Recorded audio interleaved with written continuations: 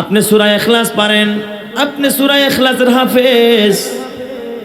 আপনি সূরা এই বাবা কাফিরুন পারেন, আপনি সূরা কাফিরুনের হাফেজ।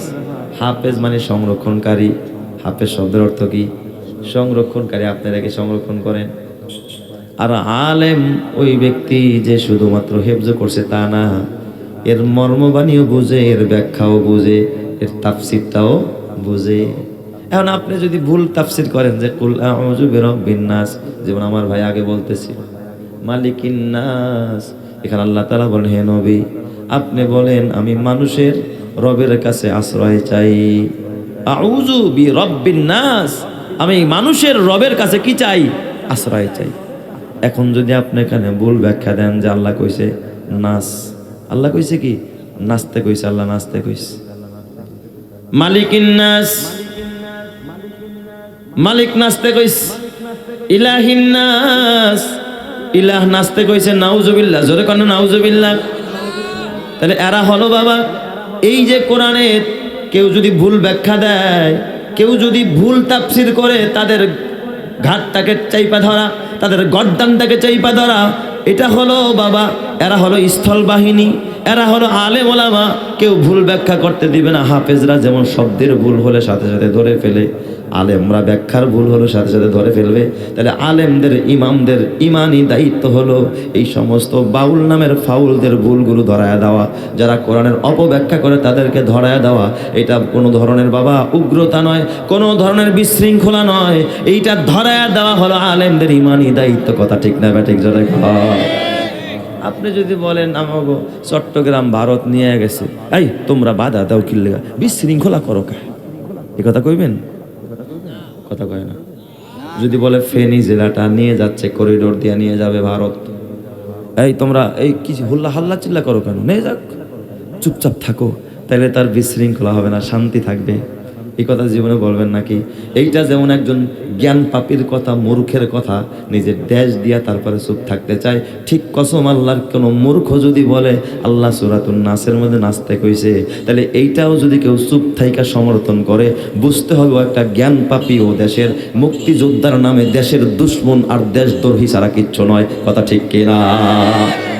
আর ওদের সাপোর্ট যারা করবে, সাপাই যারা গাবে, বুঝতে হবে ওরা যদি উপর দিয়ে লেভেল লাগাইছে দেশপ্রেমিক, ওরা দেশের দুশ্মন, দশের দুশ্মন। কথা ঠিক না ঠিক? যারা ভালো মানুষ কোনোদিন তাদেরকে সাপোর্ট করতে পারে। এটা একটা বাহিনী। আরেকটা বাহিনী আমার মুসলমান বাজান খুব ভালো করে বোঝেন, সেটা হলো কোরআন যদি কেউ অশুদ্ধ পড়ে। কি পড়ে? অশুদ্ধ পড়ে। ওই যে বলছি তিন বাহিনী, তিন বাহিনী কি করে বাজান? দেশকে রক্ষা করে। আরেকটা বাহিনী আছে, কারি। আমাদের এই মাদ্রাসার মধ্যে নুরানি বিভাগ আছে না নাই? মক্তবের শিক্ষকরা আছে না? যদি কয় মানে উল্টা পাল্টা একটা পড়া পড়লো, হুজুরা কেটে মাইনে নিবে? এই বাচ্চা কি পড়স? ভালো করে পড়, সই শুদ্ধ করে পড়, নামাজ হইব না। ভুল পড়লে কি হবে না? নামাজ হবে না। ঠিক করে পড়। তাহলে এই বাহিনীর কাজ হলো কোরআনকে সহি শুদ্ধ করে পড়ানো, কাউরে ভুল পড়তে দিবে না। তিন বাহিনী দেশ রক্ষা করে। আরেকটা বাহিনী আছে, এরা দেশ রক্ষা করে না, কোরআন রক্ষা করে না, তবে এই তিন বাহিনীরে সহযোগিতা করে। হাফেজ সাহেব যখন হেফজ করতে যায় তারা খাওয়ান খাওয়ায়, মুহাদ্দিস সাহেব যখন হাদিসের কিতাব পড়ায় তার কথা মতো মাদ্রাসায় দান করে। আরেকটা বাহিনী আছে বাজান, কারি সাহেব, এরা যখন লজিন চায় লজিন খাওয়ায়। আপনারা জানেন আমাদের বাংলাদেশের মুক্তিযোদ্ধার নামে যারা সুবিধা ভোগ করেছে, মুক্তিযোদ্ধা কারা? কিছু মানুষ আছে সশস্ত্র বাহিনী, যারা যুদ্ধ করেছে সরাসরি। একদল ছিল যোদ্ধা, আরেক দল কিন্তু যোদ্ধা না, কিন্তু মুক্তিযোদ্ধাদেরকে পানি পান করাইছে, এদেরকে থাকতে দিছে, ঘর একটা খালি করে দিছে যে মুক্তিযোদ্ধারা তোমরা আমাদের এই ঘরে থাইকা কি করো? যুদ্ধ করো। তাহলে যারা এই ঘরটা ছেড়ে দিছে থাকার জন্য, ওরাও কি? আমার কথা বোঝেন না? ওরাও কি মুক্তিযোদ্ধা, মুক্তিযোদ্ধাদের সহযোগী। ওই মুক্তিযোদ্ধারা যেই সুবিধা পায়, মুক্তিযোদ্ধাদের সহযোগীরাও সেই পরিমাণ সুবিধা পায়। এটা দেশের আইন। কসম আল্লাহর, বেজার হয়েন না আমার বাবা। কিয়ামতের কঠিন ময়দানে আল্লাহ তাআলা হাফেজদেরকে যখন জান্নাতে দিবে, আলেমদেরকে যখন জান্নাতে দিবে, মুফতি মুহাদ্দিসদেরকে যখন জান্নাতে দিবে, এদের যারা সহযোগী ছিল, যারা খানা খাওয়াইতো, টাকা পয়সা দিত, মাদ্রাসা মসজিদ পরিচালনা করত, ঘর বানায়া দিত, ভবন বানায়া দিত, এরা আলেম ওলামাদের সহযোগী হিসাবে কিয়ামতের ময়দানে এরাও মুক্তিযোদ্ধাদের সহযোগী হিসাবে খোদার জান্নাতে যাবে। চিৎকার মেরে কন্যা আল্লাহু আকবার। জান্নাত দিয়ে দিবেন কে? আল্লাহ। তাহলে এদের সাথে সম্পৃক্ত থাকলে লাভ না লস? আরো জোরে কোন লাভ না লস? কি পরিমাণ লাভ! এই কোরআন এত দামি। আল্লাহ তাআলা সূরা আহজাবের ৭২ নং আয়াতে বলেন, ইন্না আরাদনাল আমানাতা আলাস সামাওয়াত। আমি আল্লাহ এই কোরআন কিন্তু প্রথমেই মানুষরে দিতে চাই নাই। কারে দিতে চাইছিলাম? আসমানরে। কে বলছে? কে? আরো জোরে কোন কে? আপনাদের কি ঘুমে ধরছে? তাহলে ক্ষুধা লাগছে? আওয়াজ দিবেন একটু ইনশাল্লাহ। আল্লাহ তুমি কবুল করো। জোরে কর আল্লাহু আকবার। পিছনের বাইরা কয় না, একটু জোরে কর আল্লাহু আকবার। আল্লাহ কোরআন শরীফকে আগেই মানুষরে দিতে চাইছে না কারে?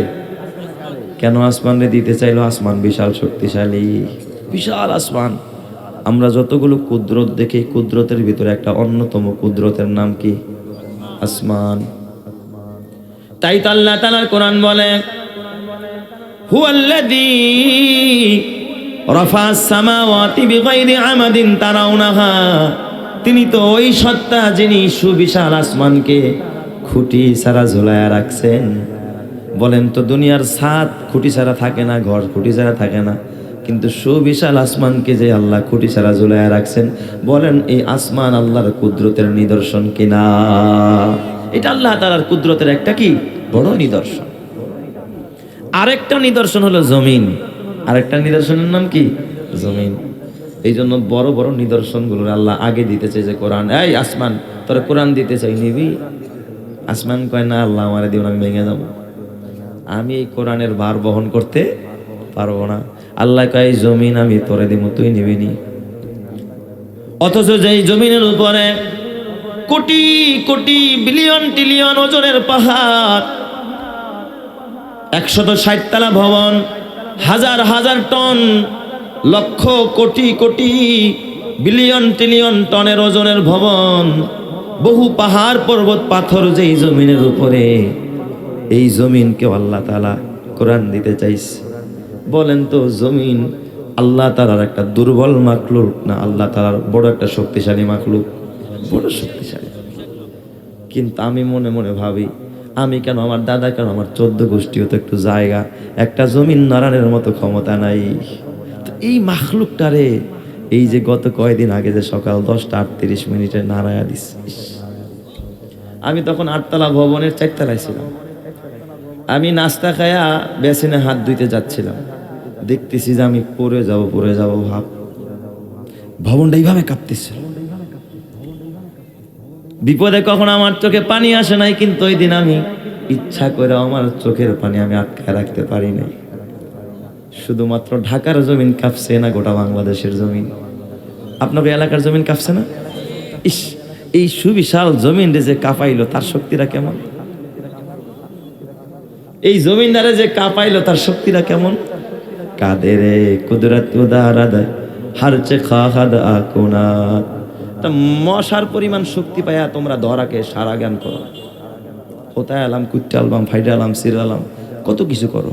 অথচ ওই মহান শক্তিধর খোদা যদি চায়, একটা সেকেন্ডের ভিতরে তোমাদের আমাকে মারতে 1 সেকেন্ডও সময় লাগবে না। কেন এত বাহাদুরি বলেন? যেই জমিন আল্লাহ কাঁপায়া দিলেন, এই জমিন সুবিশাল। আল্লাহ তাআলা বলেন, ইন্না আরাদনাল আমানাতা আলাস সামাওয়াতি ওয়াল আরদ।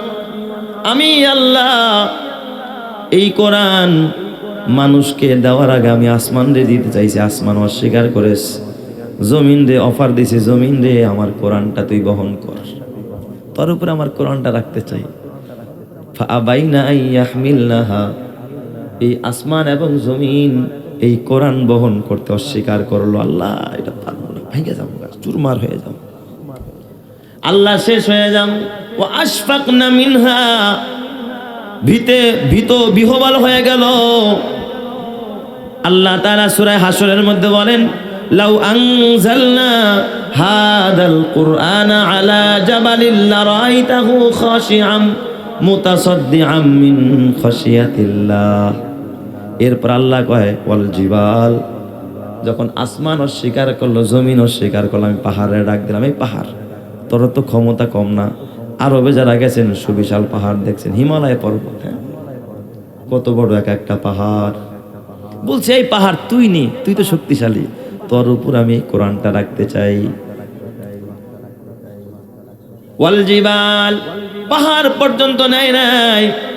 আল্লাহ তাআলা বলেন, এ বান্দা শুনে রাখ, লাউ আনজালনা হাদাল কুরআনা আলা জাবাল, এই কোরআন যদি আমি মানুষরে না দিয়া, আসমান আর জমিনে না দিয়া, এই কোরআন যদি আমি এই সুবিশাল পাথরে বানানো একটা পাহাড়ের উপরে দিতাম, লাউ আনজালনা হাদাল কুরআনা আলা জাবাল লারাআইতাহু খাশিআম মুতাসাদ্দিআম মিন খাশিয়াতিল্লাহ।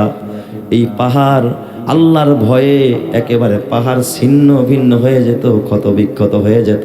আল্লাহর কোরআনের ওয়েট আর আল্লাহর কোরআনের ওজন বহন করার ক্ষমতা পাহাড়ের মধ্যে নাই। চিৎকার মেরে করেন আল্লাহু আকবার।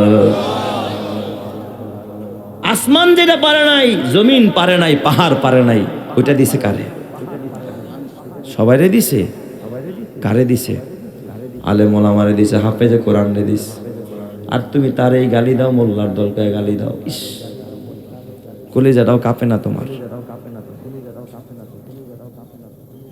আল্লাহ তাআলা ডাক দিয়া বলেন, ফাআবাইনা আইয়াহমিলনাহা ওয়া আশফাকনা মিনহা ওয়া হামালাহাল ইনসান ইন্নাহু কানা যালুমান জাহুলা। কেওয়ারা একবার গাদা বুঝে না, দেখা নিছে, বুঝলেই কোরআন নিতে সাহস পাইতো না।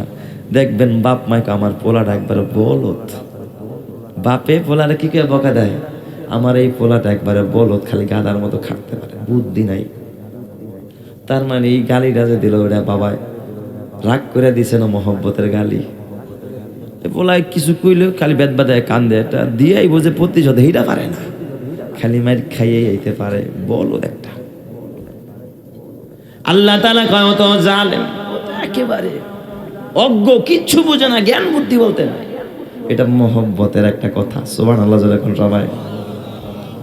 এ আমার বাবা, এই কোরআন কত দামি, কত ওজন। আল্লাহ তাআলা কোরআনে অন্যত্র বলেন, ইন্না সানুলকি আলাইকা কাওলান সাকিলা। হাবিব আমার, আমি কিন্তু এক ভারী কোরআন আপনাকে চিরে আপনাকে দান করব। সুবহানাল্লাহ যখন সবাই। কোরআন কত ভারী, ছোট্ট একটা উদাহরণ দিলে আপনি বুঝবেন। আমার নবী, বিশ্ব নবী, তার জীবনে মোট 65টা যুদ্ধ করেছেন। কয়টা যুদ্ধ? নবীজির জীবনে 65টা যুদ্ধ হয়েছে। এই 65টা যুদ্ধ, ছোট বড় গজওয়া বলেন আর সারিয়া বলেন, এই মিলে মোট 65টা যুদ্ধ হয়েছে নবীজির জীবনে। এই 65টা যুদ্ধের মধ্যে 27টা যুদ্ধে নবী নিজে সেনাপতি ছিলেন। আর একটু জোরে কোন সুবহানাল্লাহ। 27 যুদ্ধে নিজে কমান্ডারি করে কি করছেন? যুদ্ধ পরিচালনা করছেন। তো নবীজি একবার জিহাদের ময়দানে যাবেন, তো ওই যুদ্ধের ময়দানে যাওয়ার পথে নবীর এক সাহাবী হযরতে আব্দুল্লাহ ইবনে উম্মে মাকতুম রাদিয়াল্লাহু তাআলা আনহু, উনি ছিলেন অন্ধ। উনি কি? অন্ধ। আব্দুল্লাহ ইবনে উম্মে মাকতুম ছিলেন অন্ধ। এই বাচ্চারা কথা বলবে না কেউ পাশে।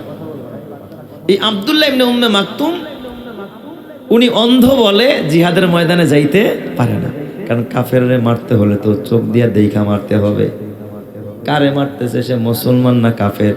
চোখ না থাকলে কি সে কোনোদিন বুঝবে নাকি? অন্ধ মানুষ কারে মারবে? তো আমার আল্লাহ তাআলা জিহাদের ময়দানে, নবীজি এখনো জিহাদের ময়দানে আছেন, ওই সময় আল্লাহ তাআলা কোরআনের মধ্যে একটা আয়াত নাজিল করলেন। ছোট্ট একটা আয়াত আল্লাহ তাআলা নাজিল করে দিলেন। লা ইয়াস্তাবিল কাঈদুনা মিনাল মুমিনিন ওয়াল মুজাহিদুনা ফি সাবিলিল্লাহি বিআমওয়ালিহিম ওয়া আনফুসিহিম। আল্লাহ তাআলা বললেন, যারা যুদ্ধে না গিয়া বাসায় বসে থাকে তারা, আর যারা আল্লাহর রাস্তায় জান আর মাল নিয়া জিহাদের ময়দানে চলে যায় তারা কোনোদিন সমান হতে পারে না। তার মানে যারা জিহাদের ময়দানে যায় তারা উত্তম, কাদের তুলনায় যারা বাসায় বসে থাকে। এই যারা ওয়াজ শুনতে আইছেন এরা আর যারা ঘরে টিভির সামনে বসে রয়েছে এরা কি সমান নাকি? কথা কন না কে? এরা দুই দল কি সমান? কখনো সমান হইতে পারে না। এই আয়াতটা যখন নাজিল হইছে, আব্দুল্লাহ ইবনে উম্মে মাকতুমের কান্না কে দেখে? আব্দুল্লাহ ইবনে উম্মে মাকতুম কানতেস। আব্দুল্লাহ ইবনে উম্মে মাকতুম অন্ধ সাহাবী, এমন কান্না, তার কান্নায় যেন সাহাবায়ে কেরামের ভিতরে কান্নার রোল পড়ে যায়। নবীকে ডাক দেয়া বলেন, ইয়া রাসূলুল্লাহ, ইয়া হাবিবাল্লাহ, আমি আব্দুল্লাহ ইবনে উম্মে মাকতুম চোখে দেখি না বলে জিহাদের ময়দানে যাইতে পারি না, আমি তো কাঈদুনদের অন্তর্ভুক্ত, বাসায় বসে থাকি। তাইলে তো মুজাহিদিনদের মতো আমি উত্তম না, আমি অনুত্তম ব্যক্তি, কারণ আমি অন্ধ হওয়ার কারণে, চোখ না থাকার কারণে আমি জিহাদের ময়দানে যাইতে পারি না। ইয়া রাসূলুল্লাহ, এটা তো আমাকে বহু কাঁদায়, আমি নিজেকে অপরাধী ভাবি, নিজেকে বড় ছোট মনে হয়। নবী গো, যদি চোখ থাকতো তাহলে আমি আব্দুল্লাহ ইবনে উম্মে মাকতুম জিহাদের ময়দানে যাইতাম। চিৎকার মেরে কন্না আল্লাহু আকবার। মানুষ দেখবেন অনেক সময় নেকি কইরা যেই পরিমাণ সওয়াব পায়, আরেকজনের নেকি করতে পারে নাই কিন্তু আফসোস কইরাও তার থেকে বেশি সওয়াব পায়। সুবহানাল্লাহ, যারা কোন সওয়াব। এটা হলো আশা। আল ঈমানু বাইনাল খাউফি ওয়ার রাজা। তো নবীজি চুপচাপ, কিচ্ছু কয় না নবীজি, কারণ আমার নবী তো নিজের মন গড়া কোনো কথা কয় না। আমার নবী শুধুমাত্র ওহীর অপেক্ষায় থাকে। আল্লাহ তাআলার পক্ষ থেকে কোনো নির্দেশনা আসলে আমার নবী কথা কয়, কারণ আমার নবী কোনো মানুষ দ্বারা পরিচালিত না, ভারত দ্বারা পরিচালিত না, আমেরিকার দ্বারা পরিচালিত না। আমার নবী পরিচালিত হলো ওহী দ্বারা, আর আমার নবীর ওহী দান করেন যিনি, তিনি কে? ওহী দ্বারা পরিচালিত। এই জন্য নবী ওহীর অপেক্ষা আছে, কখন ওহী আসবে, এই ব্যাপারে কি সিদ্ধান্ত আসে আব্দুল্লাহ ইবনে উম্মে মাকতুমের ব্যাপারে, এর আগে আমি নবী কোনো কথা বলবো না। নবী চুপচাপ বসে আছে। নবীজির একজন পিএস ছিলেন, পিএস কাতেবে ওহী, যায়েদ ইবনে সাবিত রাদিয়াল্লাহু তাআলা আনহু, যিনি ওহী লিখতেন। হযরতে যায়েদ ইবনে সাবিত রাদিয়াল্লাহু তাআলা আনহু, এই যায়েদ ইবনে সাবিতের ওই সফরের মধ্যে উরুর উপরে নবীজির উরু মোবারক দেওয়া, ছোট্ট তাঁবুর মধ্যে সফরে যখন জিহাদের ময়দানে থাকে, আপনারা বিশেষ করে বুঝবেন যদি কেউ লঞ্চে পুরা পরিবার ছোট্ট একটা কেবিন নিছে, তখন কি আর সবাই আলাদা আলাদা বালিশ, বা হাসপাতালে যারা গেছেন একটা ছোট্ট এক বেডের সিট নিছেন রুগীর জন্য, বাচ্চা আছে, বড় আছে, ছোট আছে, 4-5 জন একই রুমের মধ্যে কেমনে ঘুমায়? কারো পাও, কারো মাথা, কারো পিঠ, কারো পেট, তাই না? ঠিক ঠিকানা থাকে। তো ছোট্ট তাঁবুর মধ্যে জিহাদের ময়দানে এতগুলো মানুষ, এ কি বিশাল দোতলা ঘর নাকি যেখানে সবাই আরামসে ঘুমাইবো? তো নবীজির উরু মোবারক ছিল।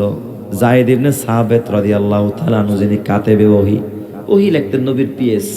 ওহী আসলে এই ওহীটার সাথে সাথে লিখতেন। ওনার উরুর উপরে নবীর উরু ছিল। ওই দিক দিয়ে আব্দুল্লাহ ইবনে উম্মে মাকতুম কাঁদতেছে এই আয়াত শুনে, যে তাইলে আমরা তো যারা জিহাদে যাইতে পারি না হুজুর, আমাদের অবস্থা তো বড় খারাপ, তাহলে আমরা তো অনুত্তম হয়ে গেলাম যারা জিহাদে যায় তাদের থেকে। তো নবীও কিছু কয় না, চুপচাপ। নবী অপেক্ষা আছে, দেখি আল্লাহ কিছু কয়নি। আল্লাহ কিছু বললে পরে আমি বলবো। সুবহানাল্লাহ, জোরে কোন সবাই। যায়েদ ইবনে সাবিত বলেন, তখন আমার আল্লাহ শুধু ছোট্ট কয়েকটা শব্দ, 3টা শব্দ নাজিল করছে।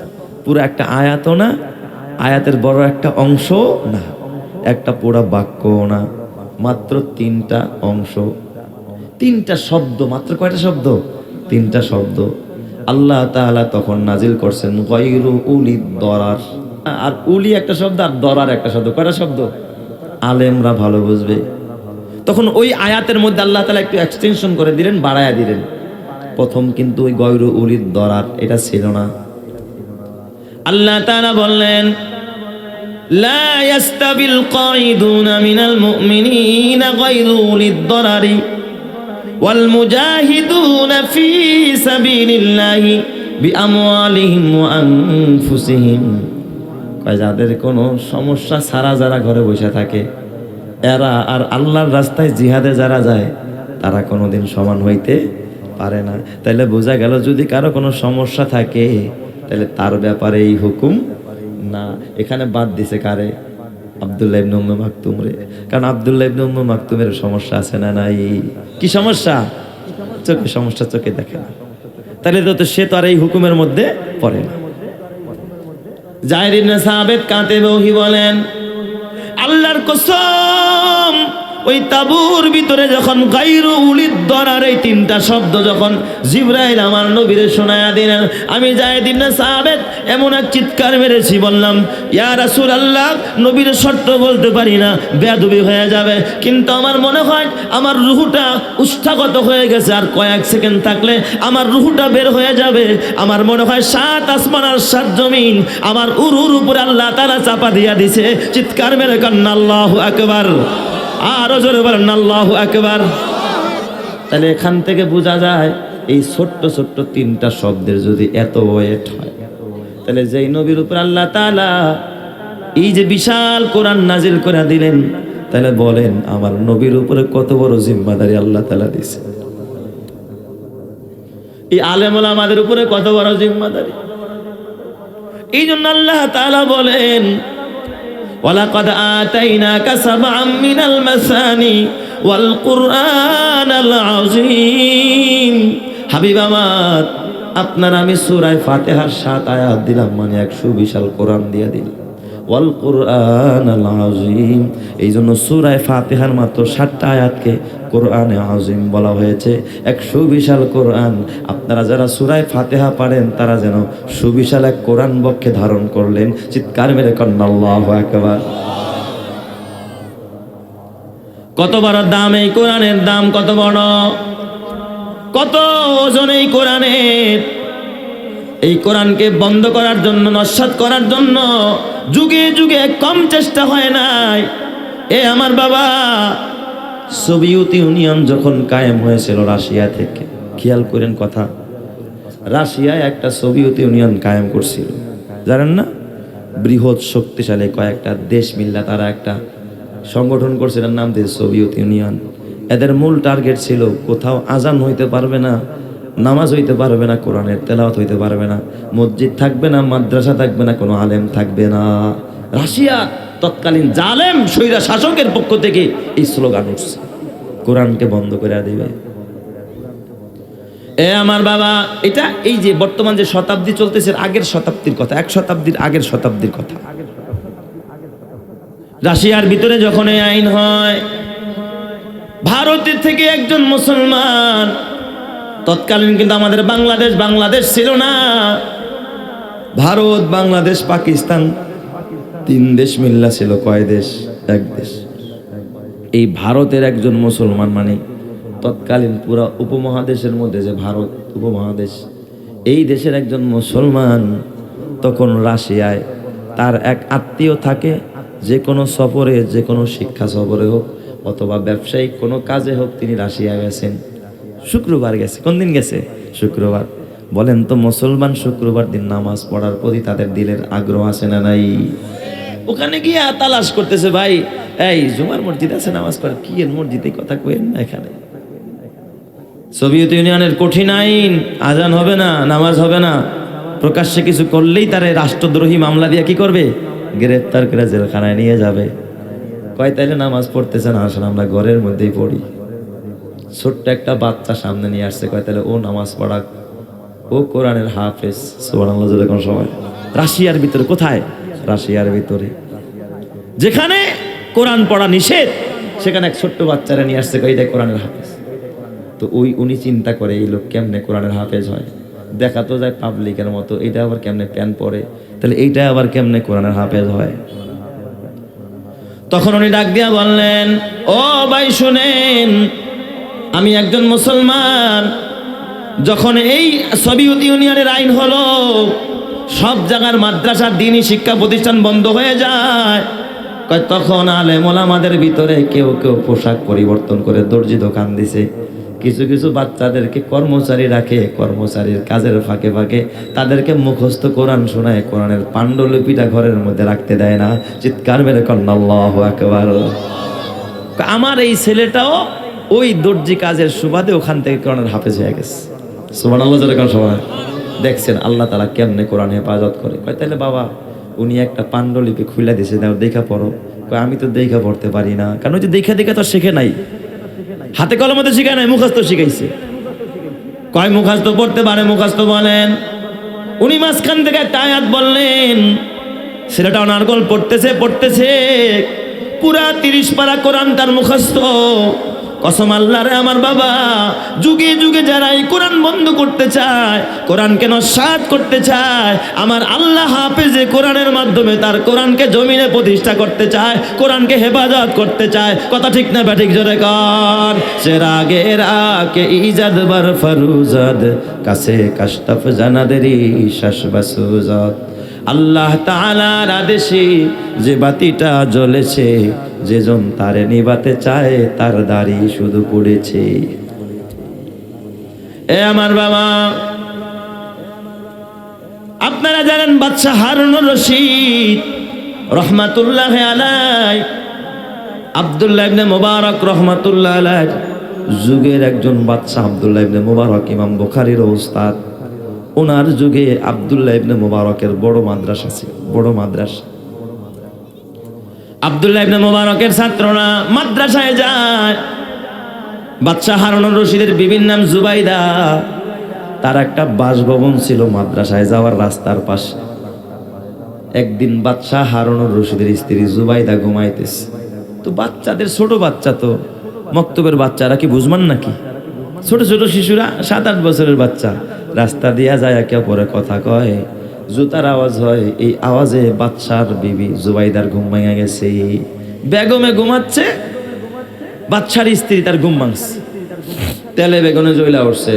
উজিরে ডাকছে, উজির দেখতো এখানে এরকম হাঙ্গামা করে কারা, এ ফোলাবান্ডি কই দেখতো। উজিরে দেখে এসে কয়, ম্যাডাম এ তো বাদশা, বাদশা তো আর এখানে নাই, এ তো আব্দুল্লাহ ইবনে মুবারকের ওই যে লঙ্করখানা মাদ্রাসা, ওই এতিমখানার এতিমরা, ছাত্ররা, ওদের এই হই হুল্লারে আপনার ঘুম ভেঙে গেছে। আজকে আসুক, আজকে তোর স্যার আসুক বাসায়, আজকে দেখুন। বাসায় আসছে হারুনুর রশিদ, বাসায় আসছে। বাচ্চা হারুন বাসায় আসার পর ডাক দেয়া বলে, বিবি গো। বিবি ডাক দেয়া বলে, স্বামী গো,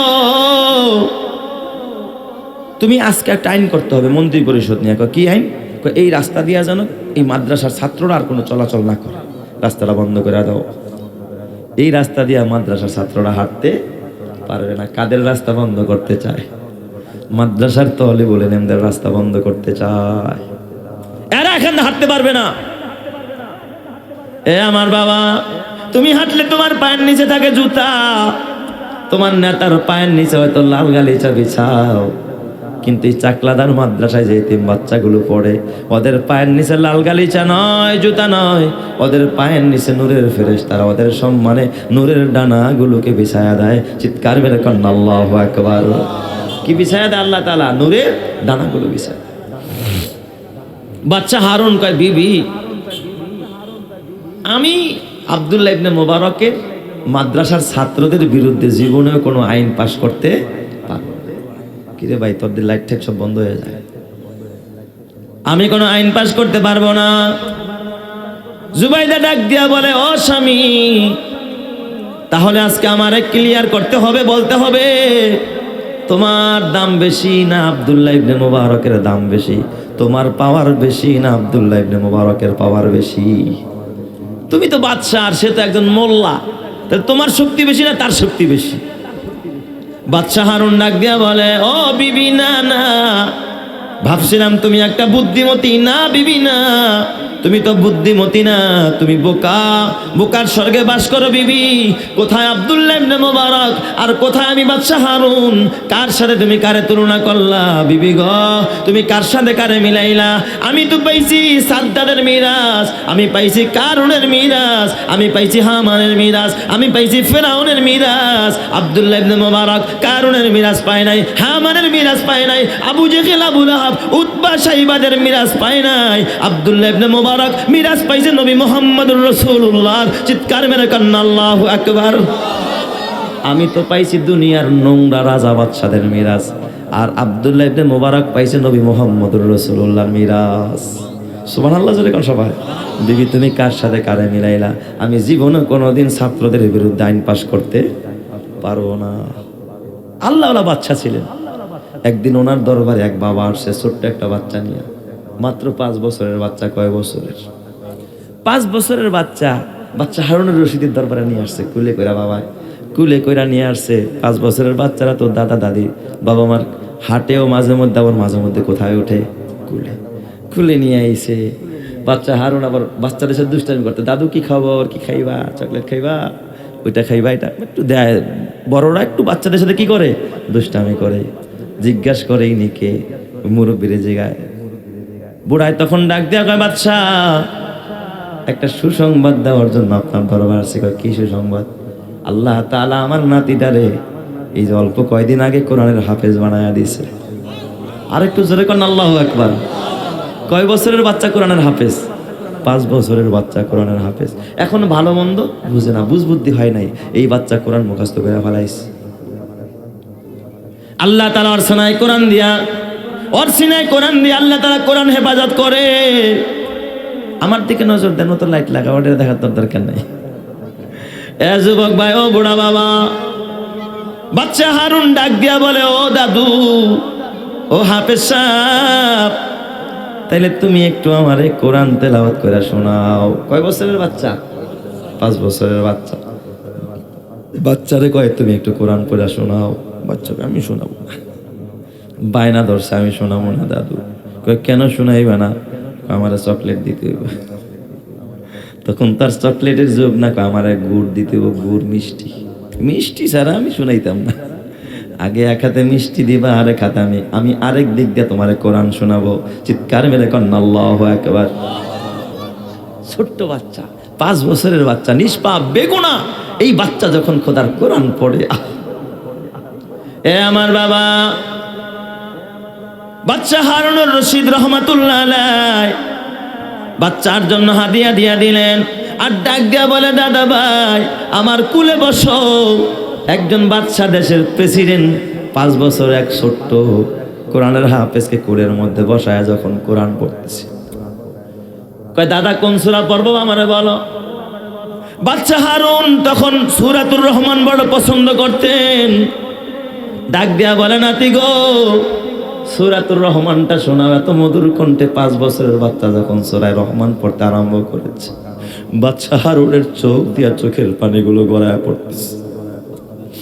বাচ্চা হারুন কাঁদতেছে আর ডাক দিয়া বলে, মালিক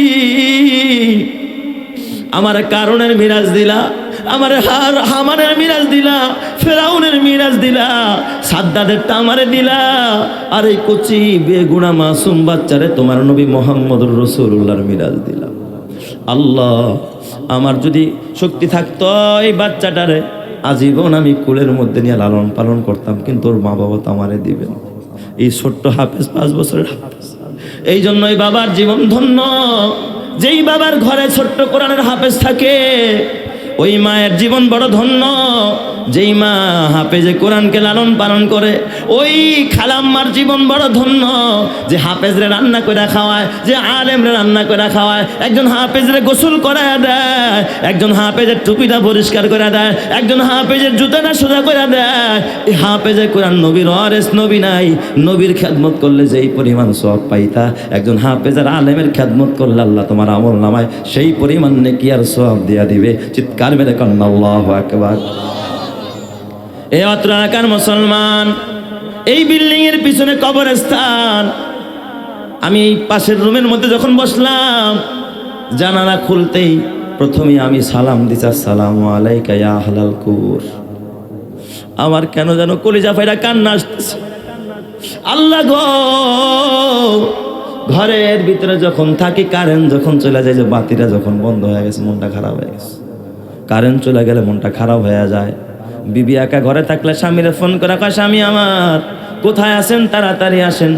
আমার কেন যেন ভয় লাগে, একা একা ঘরে থাকতে পারি না। আমি জানালা দিয়া বারবার তাকাইতেছিলাম কেমনে একা একা শুয়ে আছে। হায় আল্লাহ, কার বাবা যেন অন্ধকার কবরে একা, কার মা যেন একা একা অন্ধকার কবরে শুয়ে রয়েছে রে আল্লাহ। একটা সময় এমন হবে, এ বাবা আজকে তুমি এখানে বসে আছো, তোমার আদর কইরা নয়, যত্ন কইরা নয়, দামি কোনো বিছানা দিয়া নয়, ওই মাটির ভিতরে সাদা কাফনে মোড়ায়া তোমার এই কবরস্থানে একা একা শোয়া রাখবে। কেমনে থাকবে একা একা ওই অন্ধকার? ছেলেটাও তোমার সাথে যাবে না, বিবিও সাথে যাবে না, তোমার মাও যাবে না, বাবাও যাবে না, জমিদারি সাথে যাবে না, ভবনটাও সাথে যাবে না, পার্টিও সাথে যাবে না, তোমার নেতাও সাথে যাবে না, নেত্রীও সাথে যাবে না, তোমার বিবিটাও সাথে যাবে না। যেই বিবি তোমার ছাড়া একা একা ঘুমাইতে ভয় পায়, বলো ওই বিবিটাও তোমার সাথে যাবে না। যাদের প্রেমেতে তুমি গো আজ হলে দিওয়ানা, এরা জেনে নাও কেউ কবরের সাথী হবে না। যাদের প্রেমেতে তুমি গো আজ হলে দিওয়ানা, এরা জেনে নাও কেউ কবরের সাথী হবে না। কেউ বুঝা তোমার নিবে না সেই হাসর ময়দানে, কেউ বুঝা তোমার নিবে না সেই হাসর ময়দানে। কি আমল তুমি করলে নিয়ে যাবে সেইখানে, ফুল ফোটে যেমন ঝরে তেমন খোদার বাগানে। আয়ু কতক্ষণ কার এখানে কে বলো জানে। তাই থাকতে সময় নাও বুঝে ভাই জীবনের মানে, সব আছে লেখা দেখে না ওই আয়াত কোরআনে। এই মহল কোঠা সোনা দানা সব পরে রবে, এই সব কবরে নিয়ে গেছে কে বলো কবে। 2 গজ জমি কয়েক গজের ওই সাদা কাফন, শুধু এইটুকুতেই হবে তোমার জেনে নাও দাফন। যা পুঁজি তোমার এখনো তার বুঝলে না মানে, সব আছে লেখা দেখে না ওই আয়াত কোরআনে। কথা ঠিক না বেঠিক জোরে কন?